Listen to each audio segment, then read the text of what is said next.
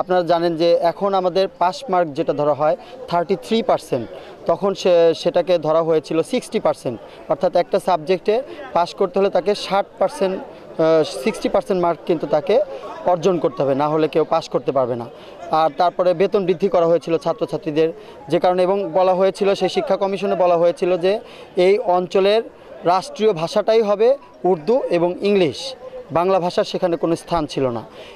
এই সমস্ত কারণে তৎকালীন যে আমাদের ছাত্র সমাজ ছিল, তখন ছাত্ররা এটার বিরুদ্ধে আন্দোলন করে। সেই আন্দোলন করতে গিয়ে কিন্তু ওয়াজিউল্লাহ, বাবলু সহ বেশ কয়েকজন ছাত্রনেতা তখন সরাসরি আন্দোলন করতে গিয়ে তারা নিহত হয়েছিলেন এবং অসংখ্য ছাত্রনেতা সেদিন আহত হয়েছিলেন। সেই দিন থেকেই বাংলাদেশে তৎকালীন পাকিস্তানেই কিন্তু এটা শিক্ষা দিবস হিসেবে পালিত হয়ে আসছে। আমরা বর্তমান ছাত্র সমাজকে শিক্ষা দিবস সম্পর্কে আমরা তাদেরকে বেসিক ধারণাটা দিতে চাই এবং তাদেরকে সচেতন করতে চাই, এটি আমাদের মূল লক্ষ্য। শিক্ষা দিবস হিসাবে আন্দোলন করতে গিয়ে শহীদ বুলবুল, শহীদ মোস্তফা, তাদের আত্মত্যাগের মাধ্যমে আজকে আমরা শিক্ষা দিবস হিসাবে পেয়েছি। আমরা আজকে কর্মসূচি হাতে নিয়েছি শহীদ মিনার পুষ্পস্তবক এবং র্যালি এবং আলোচনা সভা। 1959 সালেই শামসুল হক একটি শিক্ষানীতি প্রণয়ন করে একটা রিপোর্ট দেন, যে শিক্ষা কমিশনটা শরীফ খান শিক্ষা কমিশন নামে পরিচিত। এই কমিশনের বিরুদ্ধে ছাত্রছাত্রীরা 1959 থেকে আন্দোলন শুরু করেছিল এবং 1962 সালের 17 সেপ্টেম্বর এই শিক্ষানীতি বাতিলের দাবিতে তারা রাজপথে নামে। যখন রাজপথে নামে তখন তদানীন্তন সরকারের পেটোয়া পুলিশ বাহিনী, তাদের আইন শৃঙ্খলা রক্ষাকারী বাহিনী তাদের উপর গুলি চালায় এবং 10 থেকে 11 জন ছাত্র শহীদ হয়।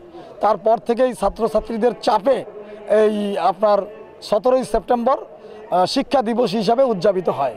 সেই কারণেই আমরা আজকে এই শিক্ষা দিবসটি উদযাপন করছি। জাতীয়তাবাদী ছাত্রদল এটি উদ্যোগ নিয়েছে। জাতীয়তাবাদী ছাত্রদল সকালবেলায় কেন্দ্রীয় শহীদ মিনারে শহীদদের স্মরণে পুষ্পস্তবক অর্পণ করেছে এবং র্যালি করেছে, আলোচনা সভা আছে। এটি আসলে করার মূল কারণ হচ্ছে নতুন প্রজন্মের ছাত্রছাত্রীরা ইতিহাস জানা দরকার। যে ইতিহাসটিকে এখন আবার কলঙ্কিত করতে চাচ্ছে প্রতিক্রিয়াশীল চক্র, যারা সেদিন এই পাকিস্তানিদের পক্ষে ছিল, যারা এই শিক্ষানীতি যে শরীফ খানের যে শিক্ষা কমিশন ছিল সেটার পক্ষে ছিল। আর বাংলাদেশের পূর্ব পাকিস্তানের ছাত্রছাত্রীরা, প্রগতিশীল ছাত্রছাত্রীরা এটার বিপক্ষে ছিল এবং আন্দোলন করেছে এবং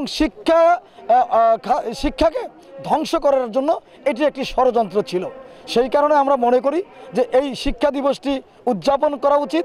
নতুন প্রজন্মের ছাত্রছাত্রীদের এই ইতিহাসগুলি জানা দরকার, যে কারা তখন এই প্রগতিশীল চিন্তাভাবনার বিরোধিতা করেছে, স্বাধীনতার বিরোধিতা করেছে, মানচিত্রের বিরোধিতা করেছে।